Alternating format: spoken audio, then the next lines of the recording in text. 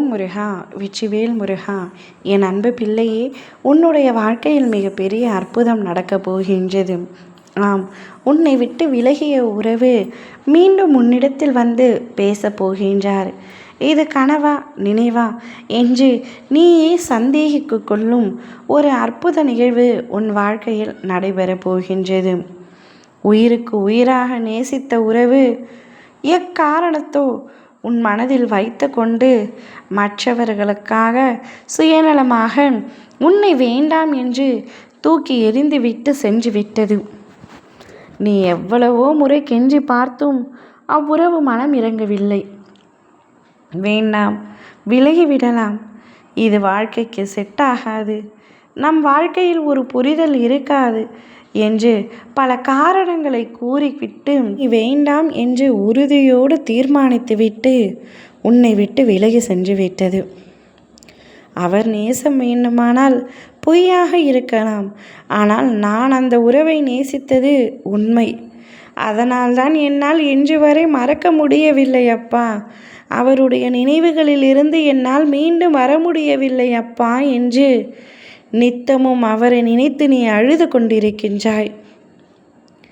அவர் எங்கே விட்டு சென்றாரோ அதே இடத்தில் இன்று வரை நீ அவருடைய நினைவுகளோடு போராடி கொண்டிருக்கின்றாய்.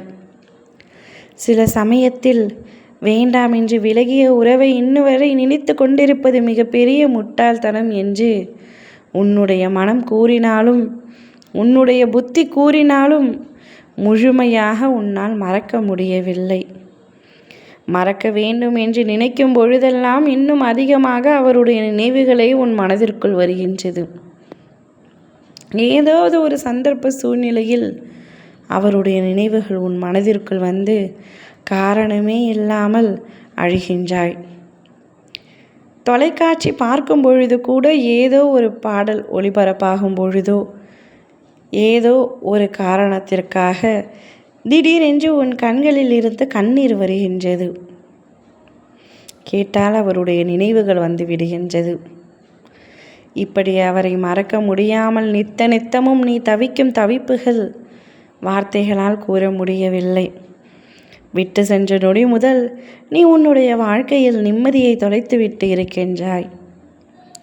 உன்னுடைய குடும்பத்தாரிடம் கூட முகம் கொடுத்து பேசுவதில்லை, வாய் விட்டு சிரிப்பதில்லை. கேள்வி கேட்டால் வெறும் பதிலை மட்டும் கூறுகின்றாய்.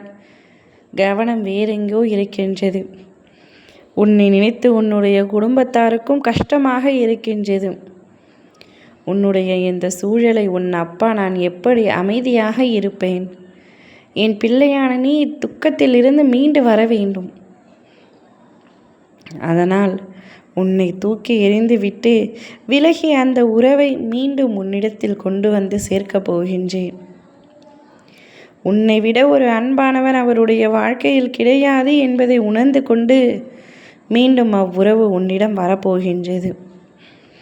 அவரை ஏற்றுக்கொள்வதும் ஏற்றுக்கொள்ளாததும் உன்னுடைய விருப்பமே. ஆனால் செய்த தவறை உணர்ந்து உன்னிடத்தில் மீண்டும் வரப்போகின்றார். உன் அப்பா நான் வர வைக்கப் போகின்றேன். அமைதியாக இரு. காலம் அனைத்திற்கும் ஒரு பதில் சொல்லும் என்று கூறினேன் அல்லவா? அப்பதில் இதுதான். நீ என்ன முடிவெடுக்க வேண்டும் என்பதை சிந்தித்து செயல்படும். சந்தோஷமாக இருக்க வேண்டும், எனக்கு அவ்வளவு தான் வேண்டும். ஓம் முருகா, வெற்றிவேல் முருகா.